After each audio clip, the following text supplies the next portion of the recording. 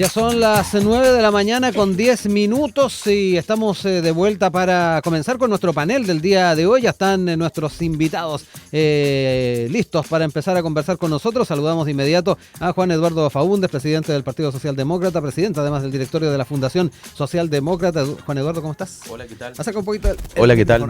Muchas Gracias por la invitación. Disculpe. Sí, no hay problema. Y también nos acompaña Pablo Rodríguez, cientista político, investigador del Instituto Libertad. También, Pablo, gracias por acompañarnos nuevamente por acá. Buenos días, gracias por la invitación.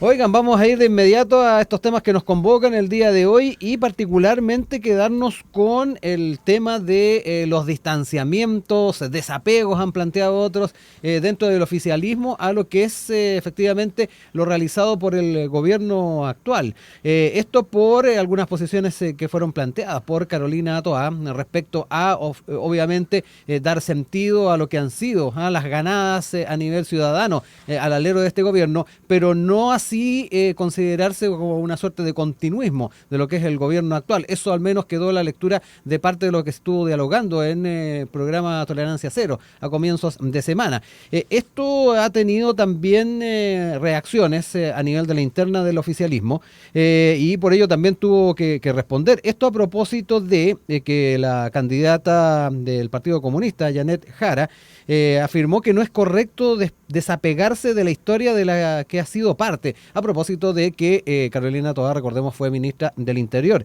del actual gobierno. Frente a ello, Toá respondió a estos reproches y defendió que no está desapegada del rol en el gobierno, es parte de lo que señaló.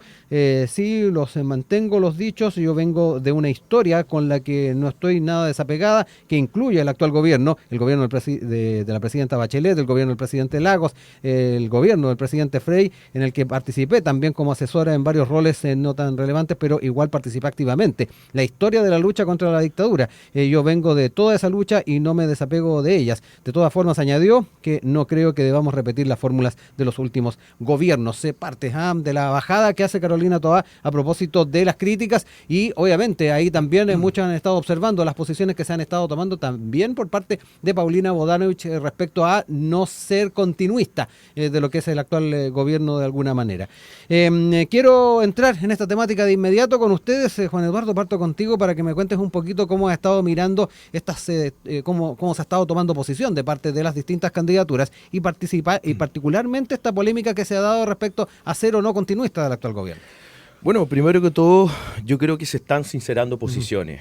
Yo creo que la historia reciente no hay que olvidarla. El gobierno del Frente Amplio hablaba de los anillos y el socialismo democrático está en el tercero, en el cuarto anillo durante el primer año. Vino el fracaso constituyente, el mal manejo político inicial del gobierno y su instalación, y por tanto el socialismo democrático fue llamado más bien a colaborar, a darle gobernanza al Ejecutivo, al gobierno, seamos justos. Y en este sentido, todos los que venimos del socialismo democrático consideramos que había una necesidad país, más allá de algunas diferencias ideológicas que las existen, había que aportar a que efectivamente el país no entrara en un derrotero de retroceso que al final afectaba a todos y a todas.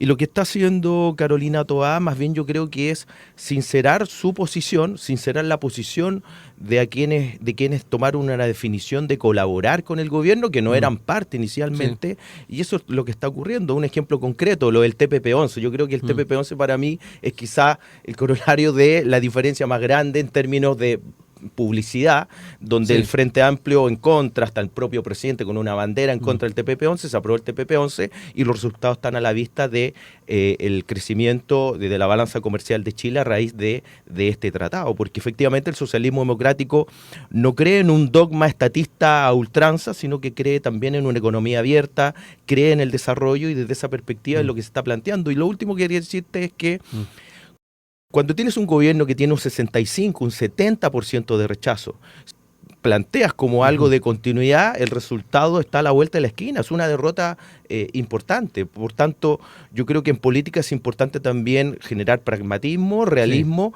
y apuntar hacia el futuro. Y el socialismo democrático, lo que está ocurriendo ahora, donde también déjame decirte que a los socialdemócratas nos están invitando mucho más que antes a ser parte de esta discusión, es a sincerar posiciones y a ver cuál es la estrategia, no solo política, sino que de desarrollo para enfrentar los desafíos que se vienen, que son enormes. Y yo me voy a quedar algo que dijo Pablo Longueira tiempo atrás. Mira, ¿ya? Pablo Longueira, ojo, que está a la antípoda de quizás nuestro pensamiento, que la crisis estructural, global que está teniendo no solo el mundo, sino que también que le está rebotando a Chile requiere acuerdos mucho más amplios.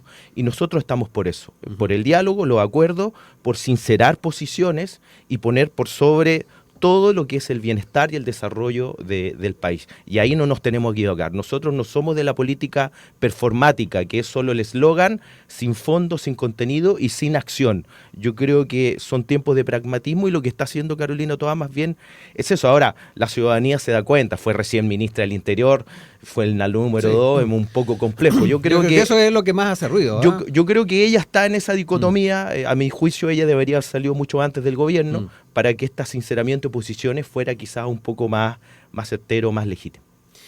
Pablo, me quedo contigo también para que me cuentes un poquito cómo ves este escenario que al menos se está observando en el oficialismo.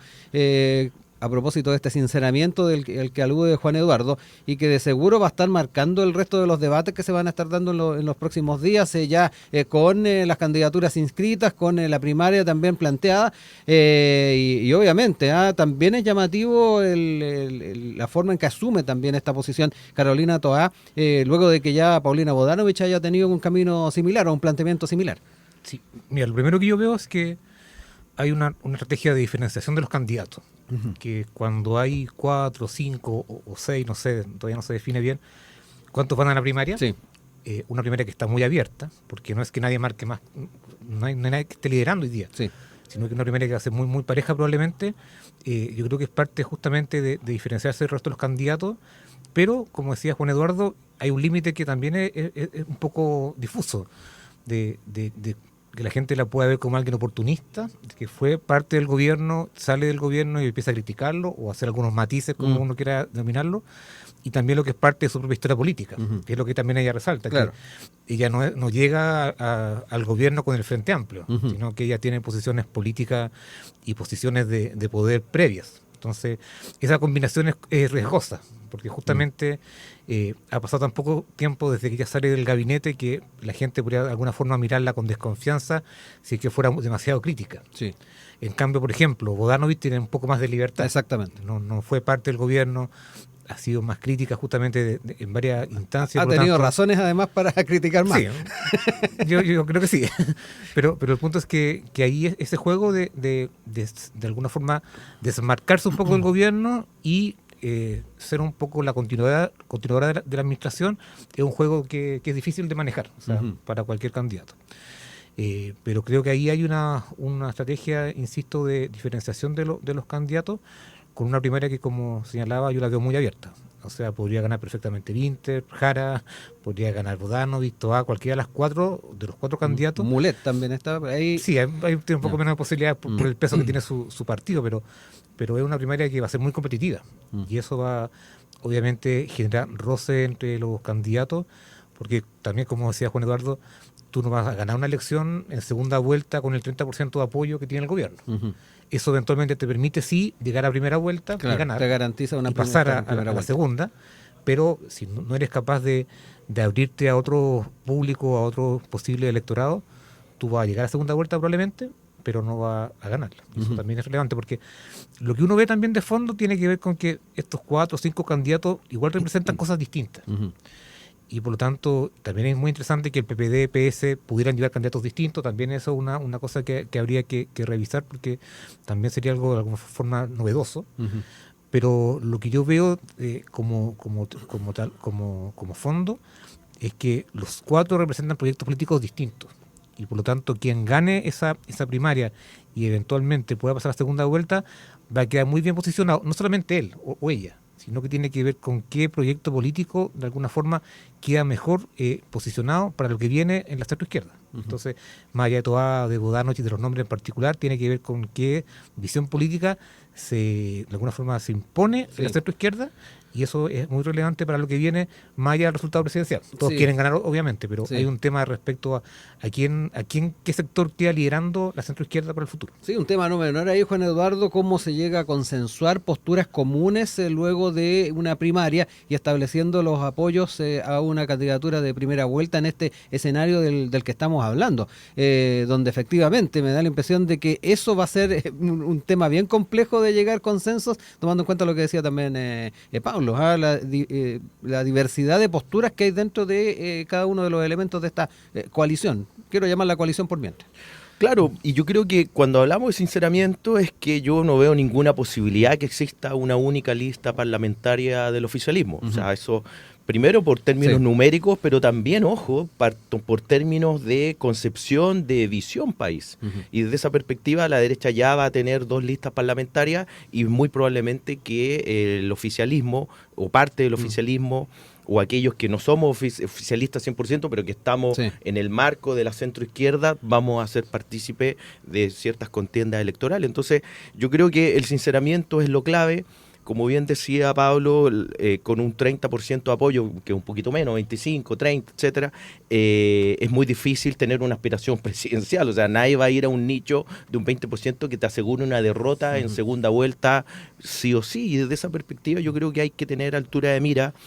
Creo que las críticas a Carolina Toá hay que verla en su justa medida y tiene una trayectoria mucho más amplia de la concertación, de la nueva mayoría, y desde esa perspectiva lo que se está haciendo es generando posiciones de pensamiento, de líneas de acción. El tema de estar a favor o no de dictaduras creo que va marcando ciertos criterios, ciertas líneas que son básicas en una construcción de la política, porque no olvidemos que en un escenario de voto obligatorio la gente no es tonta, o sea, dice, pero ¿cómo? Me dicen A y después me están diciendo B, la gente va a tomar una decisión, pero quizás lo más importante es que la gente va a tomar una decisión en términos de su bienestar. A la hora de que vaya a marcar el voto va a decir, bueno, estoy peor, estoy mejor, y ¿quién me ofrece una garantía de bienestar? Por tanto, la lógica más ideológica, más de ultranza, va a quedar un poco en un segundo tapete y va a privilegiar quién me entrega más seguridad, más bienestar para mí, para mi familia y para mi entorno.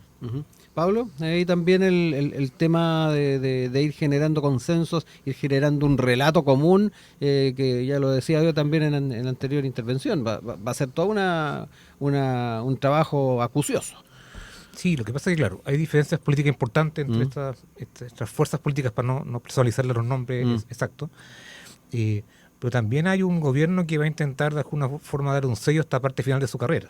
O sea, no tengo ninguna duda que el presidente Boric podrá tener más o menos simpatía con los posibles candidatos, pero el gobierno también está en una propia disputa por lo que siempre se denomina, que es un poco repetitivo, pero esto del relato, qué es lo que deja esta administración para el futuro, cuáles son los principales ejes con los cuales se movió la agenda y cuáles son sus hitos más significativos. Y ahí también va a ser interesante también la posición del gobierno, o sea, más allá de los personajes, sino que tiene que ver con cómo el gobierno impulsa o sigue impulsando algunas políticas que de alguna forma delineen y creen un perfil mucho más claro de lo que fue este gobierno.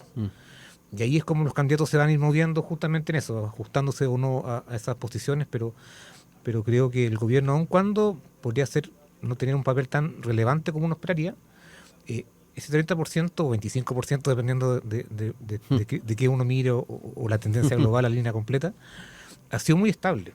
Y eso también es curioso, porque por lo general los gobiernos obviamente en sus diferentes años viven momentos de crisis, otros de mejores números, y eso es parte de gobernar.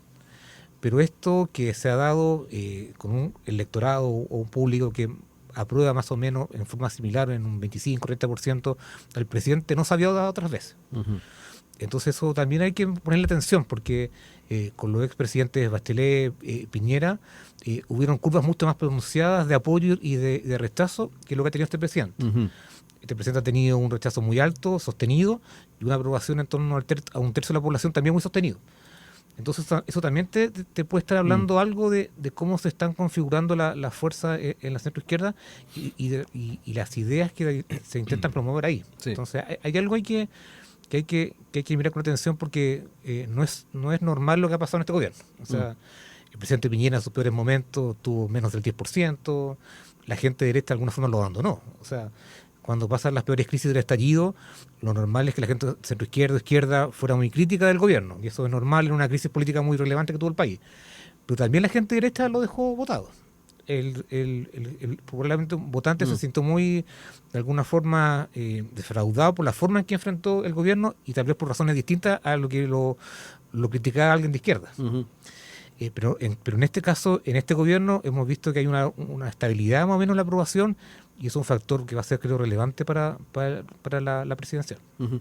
Te dejo espacio ahí, Juan Eduardo, también para tocar parte de lo que nos planteaba Pablo respecto a la figura presidencial, pero además quiero desarrollar un poquito más algo que dejaste entrever tú respecto a cómo se viene la conformación de la parlamentaria, ¿no? Donde pareciera que se va a estar generando al menos dos listas, es lo que al menos la lógica nos indicaría a propósito de estas diversidades que hay en la interna. Y lo otro, ir viendo cómo van a ir viendo estos liderazgos que eventualmente se pueden sumar. Los radicales finalmente no fueron con apuesta presidencial, pero están ahí también atentos a ver a quién apoyan. En primera instancia pareciera que es a Paulina Bodanovich.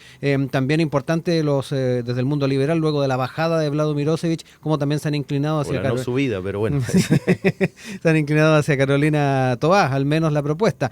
También la mirada que hagamos desde la democracia cristiana, si es que efectivamente se mantienen con la candidatura de Alberto Undurraga o finalmente también apoyan alguno de los liderazgos.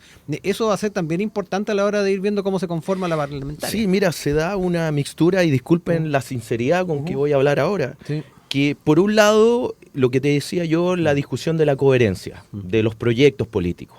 Pero se entremezcla lamentablemente más bien la sobrevivencia y el cálculo político frente a si voy por allá, voy por acá.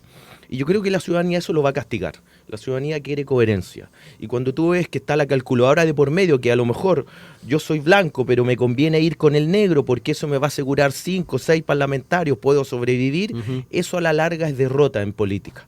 Y por tanto nosotros que somos más bien satelitales, los socialdemócratas, estamos viendo este escenario desde un punto de vista de implementar una discusión coherente. El socialismo democrático, la socialdemocracia en Chile, en el mundo, debe conversar, debe dialogar, no está de postura extrema, etcétera, independiente de si en un momento de la historia eso es favorable o desfavorable numéricamente, electoralmente. Y desde esa perspectiva creo yo que la discusión de las listas parlamentarias en una primera etapa es de coherencia. Mira, nosotros creemos en el TPP, otros no creen en el desarrollo económico, te estoy poniendo un ejemplo bien extremo.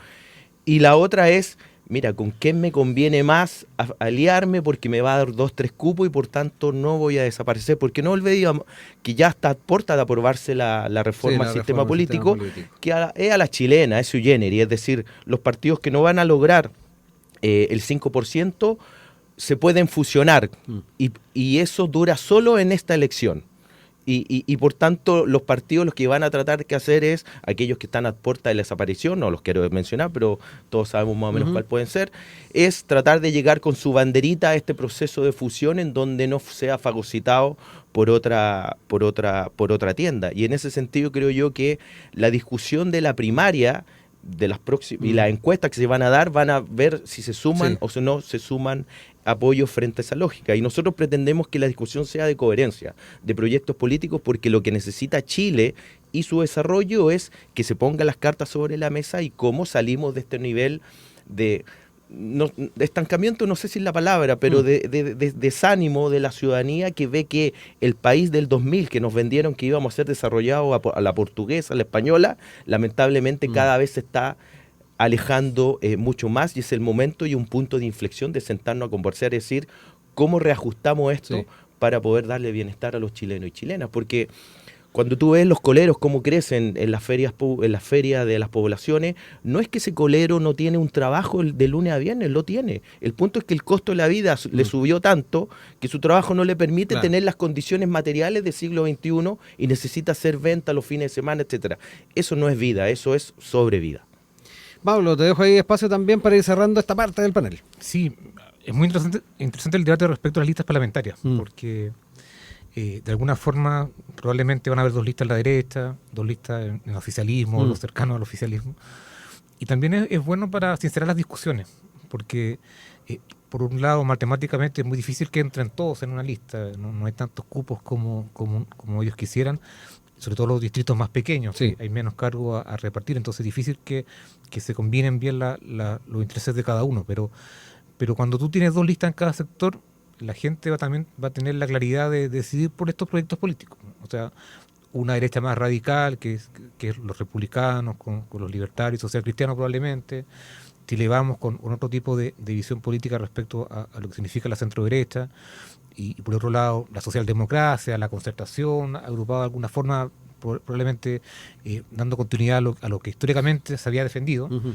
y otra probablemente con el Frente Amplio, el Partido Comunista como actores principales.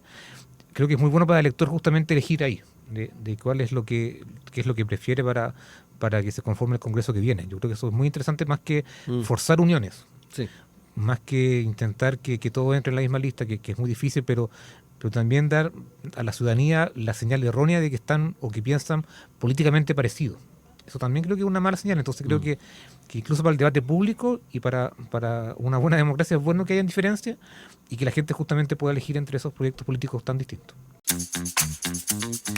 Siendo ya las 9:34, retomamos nuestro panel del día de hoy junto a Pablo Rodríguez, cientista político, investigador del Instituto Libertad, también con Juan Eduardo Faúndez, presidente del Partido Socialdemócrata y del directorio de la Fundación Socialdemócrata.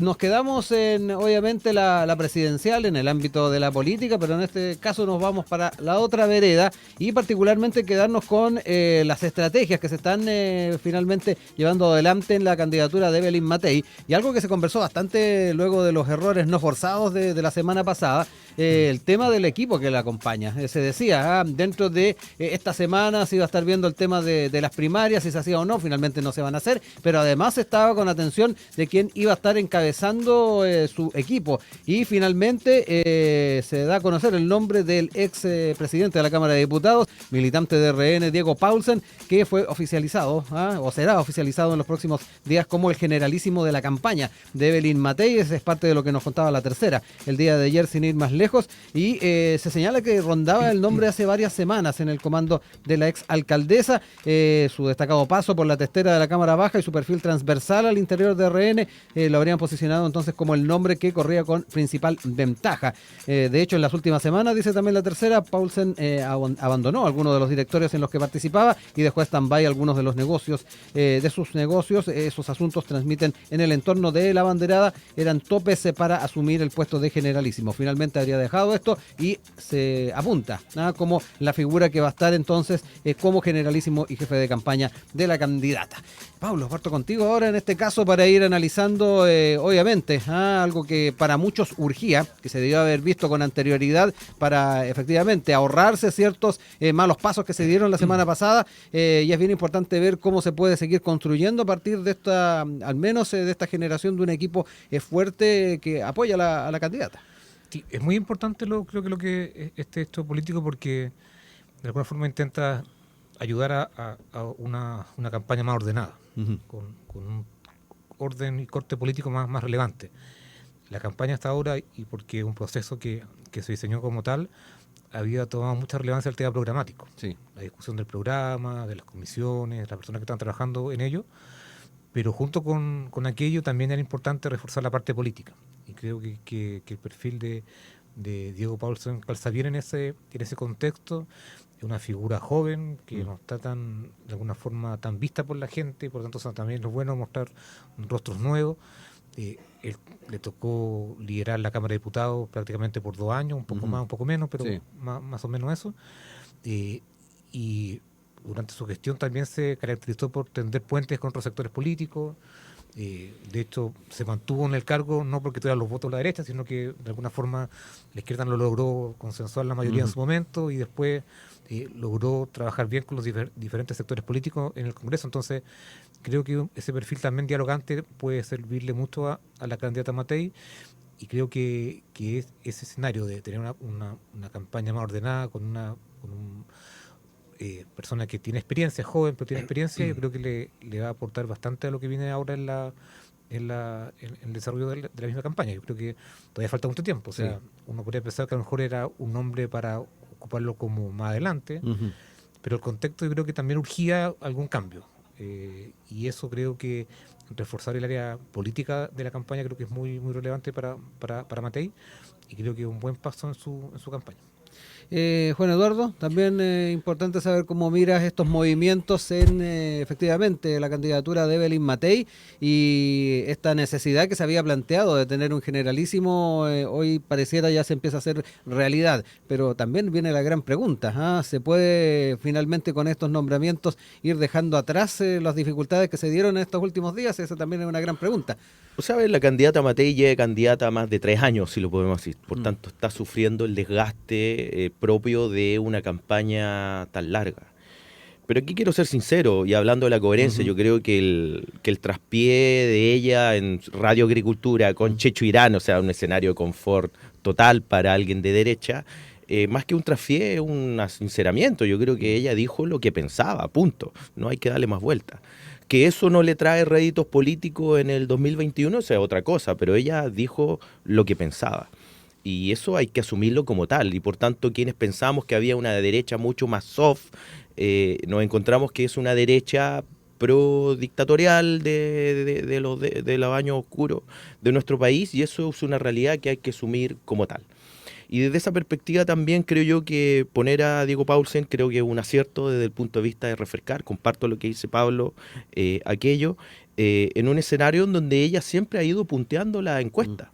Y te voy a contar una anécdota. Yo creo que la declaración de ella en Radio Agricultura hizo que el mundo más moderado, que iba a ser la carta de apoyo a las 12 de la noche en una segunda vuelta, Matei Kaiser o Matei Kass, se la tuvo que guardar y o romper o qué sé yo, o redefinir. Yo creo que eso es lo más delicado, más bien de lo que pasó, porque ella, que tenía al mundo más moderado en el bolsillo, en un escenario Chirac-Le Pen, como la vamos a poner, como a la francesa, creo que ahí perdió unos puntos, pero todavía hay tiempo, la campaña continúa y ahí los planteamientos pueden también limar algunas acciones que permitan darle un sentido de coherencia a la gestación de mayoría en segunda vuelta, porque lo que creo yo, el gran error que cometió Matei en esa jugada, más bien política, tiene que ver con que ve que el electorado más de ultra derecha está posicionándose y ella quiso hacerle un guiño.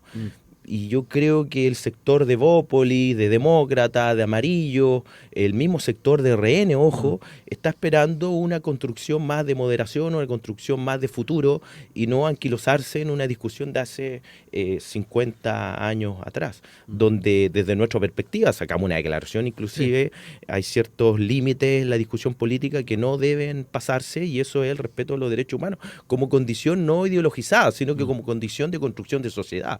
Punto. Y de esa lógica, yo tengo amigos cercanos que quiero mucho y que le he dicho, oye, métete a la campaña Matei, personas como tú, con cierta coherencia, que son de derecha, obviamente, que pueden aportar a un discurso que espera la ciudadanía, que no es de pasado, es como quién carajo me arregla el problema estructural que estoy teniendo en mi cotidianidad.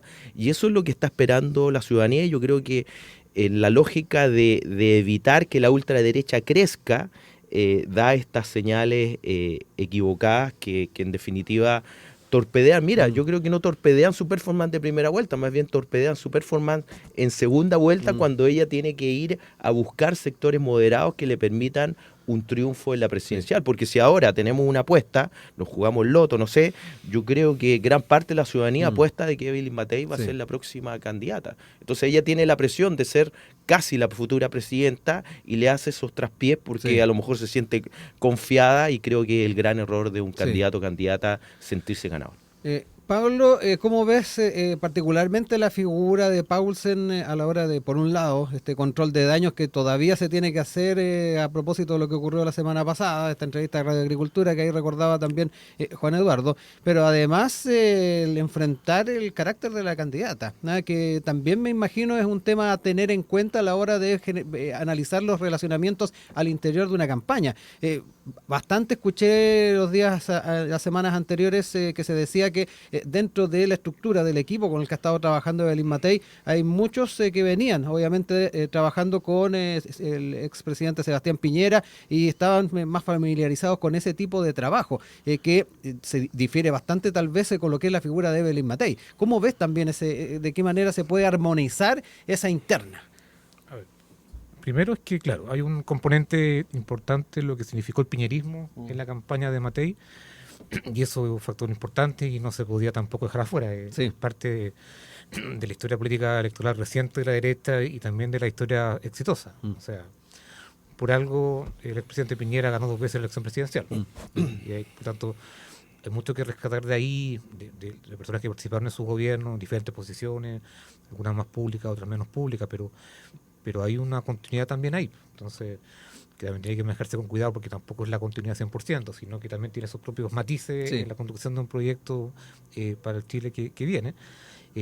Pero lo importante es que se sumen nombres, de alguna forma que fortalezcan las posiciones y también que no sean también figuras que están siempre apareciendo en política. O sea, un presidente de partido o algún parlamentario muy destacado en este momento no habría aportado mucho. Yo creo que también tiene que ver con construir y crear liderazgos nuevos. Diego Paulsen estaba fuera de la política activa en estos últimos años cuando salió de la Cámara de Diputados. De hecho, ahí también se hacía mención, ha tenido que dejar algunos compromisos que tenía establecidos recientemente. Entonces, en ese escenario, el desafío justamente es construir equipos con gente nueva, pero también retomando lo exitoso de los periodos anteriores. Yo creo que ahí hay una combinación que siempre es buena, que hay que de alguna forma refrescar la política. Y creo que Diego Paulsen, a pesar de su corta edad, o sea, para la política es joven, tiene una experiencia política igual relevante. O sea, le fue muy bien cuando fue diputado en su respectivo distrito y tiene un sello, creo que le puede aportar mucho en esta construcción de equipos. Obviamente este no es el último hito. O sea, la campaña se va haciendo y armando a partir de hitos. Yo señalaba al principio que un hito importante fue el tema programático. Todavía no se lanza el programa, pero sí han habido diferentes hitos programáticos respecto a propuestas y a cosas que van saliendo. Y el hito de los juicios sobre el golpe de Estado, a propósito que también lo plantea Juan Eduardo, ¿cuánto puede...? Yo creo que no fue planificado, obviamente, entonces uno no podría determinarlo como parte de los hitos de campaña. Yo creo que ella señaló algo que si uno pudiera distinguir, porque sé que es difícil hacerlo, tiene 2 grandes ámbitos. El primero es una cosa que ella corrigió muy prontamente, que tiene que ver con que si ella pudo haber dicho o dado a entender que se justificaban las muertes o violaciones de derechos humanos, e intentó corregirlo muy pronto con el video que sacó después. Y esa parte creo que lo hace bien. Pero hay una parte primera que tiene que ver con el contexto del golpe, en la cual ella no puede pensar de forma distinta, porque hay mucha gente derecha que cree que las circunstancias y las condiciones que habían eran inevitables para lo que pasó.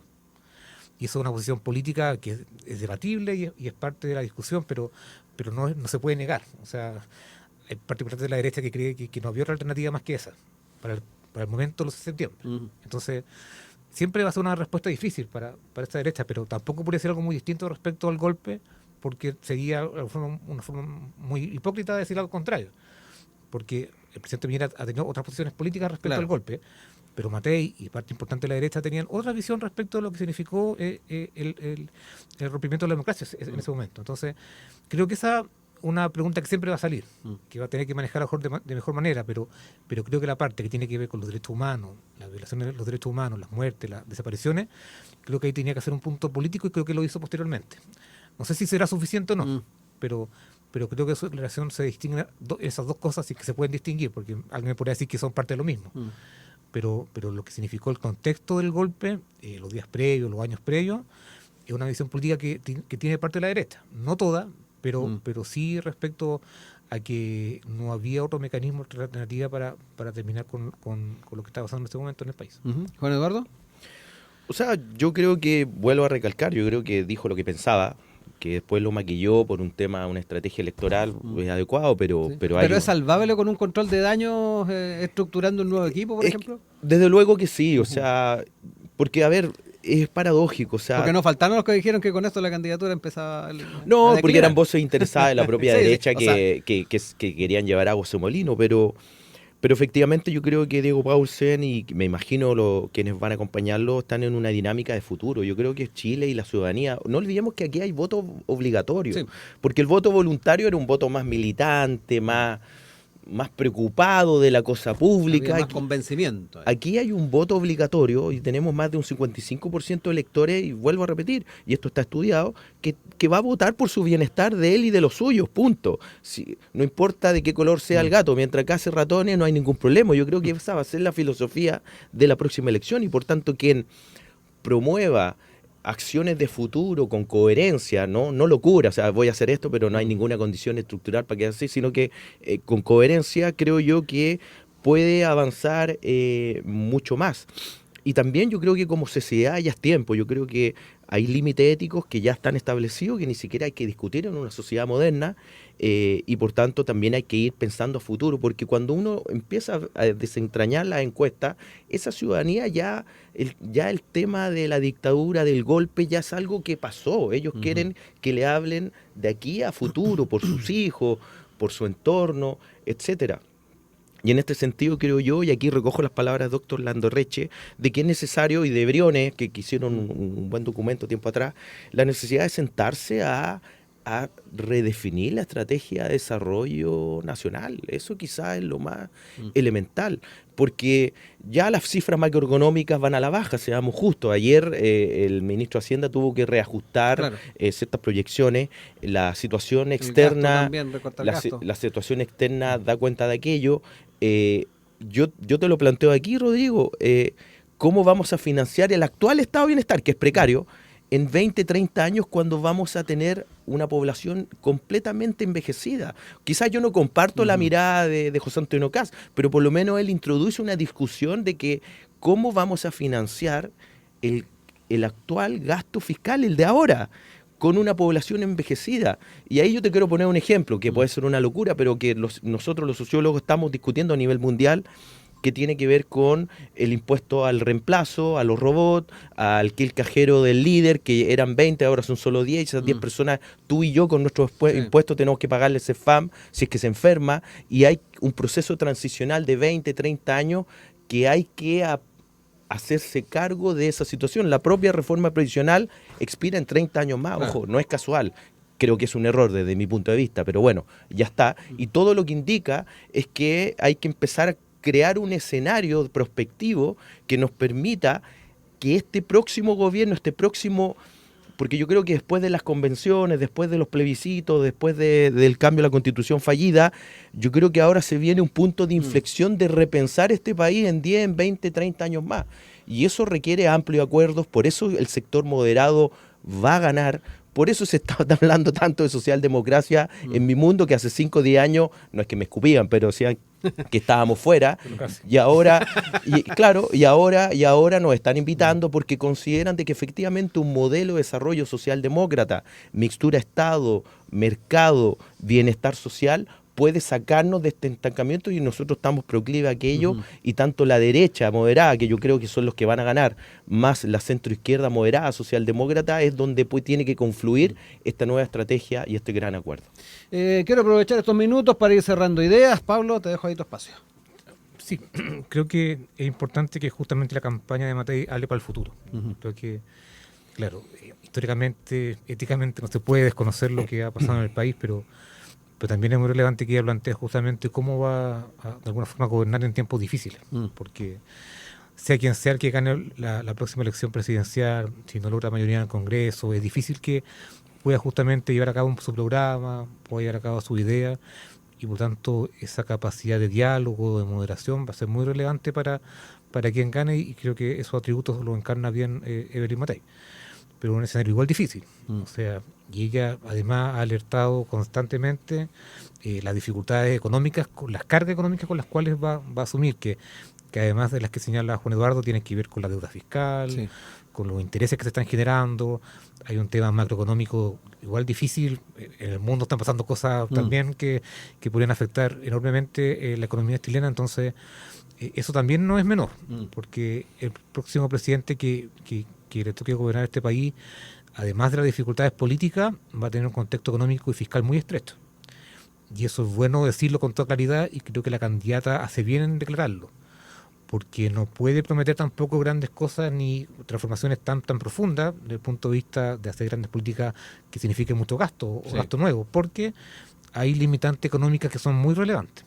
Y creo que la línea que es lo que ha señalado ella, es positivo que la gente tenga claridad respecto a que la economía del país, las grandes cifras son complicadas, son complejas de manejar para quien gobierne.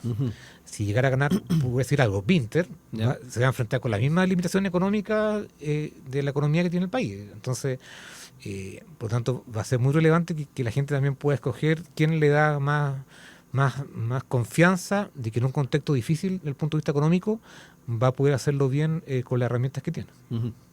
Juan Eduardo, para cerrar el panel.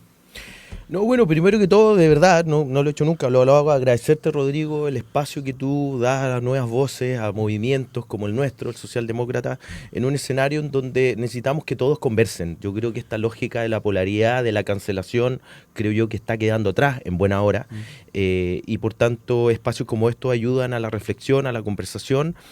Y comparto lo que dice Pablo, se vienen escenarios complejos, eso no hay siquiera que está ahí, está a la vuelta de la esquina, y esto requiere que la discusión política de ahora tenga alto vuelo, más que anquilosada en el pasado, esté pensando en la proyección futura. Nosotros creemos sanamente que la socialdemocracia o un modelo de Estado de bienestar socialdemócrata puede dar este punto de equilibrio, pensando en los escenarios que vivió Europa en los 50, en los 60, por Segunda Guerra Mundial. Nosotros creemos que es el momento, es el tiempo, y que también esperamos que los mínimos comunes en términos de las fronteras éticas que se llaman queden definidas para que esta construcción sea con mínimos comunes acertados. Y en ese sentido agradecer el espacio y por sobre todo a los radioescuchas tengan confianza de que yo creo que este mal momento de la política, digamos las cosas como son, esperemos que sea superado en los próximos años. No me queda más que agradecerles, Pablo Rodríguez, Juan Eduardo Faúndez, que nos acompañaron el día de hoy en nuestro panel. Que estén muy bien y ya nos vamos a estar encontrando más adelante en más temas. Se viene bien cargada la agenda este 2025. Un abrazo. Gracias.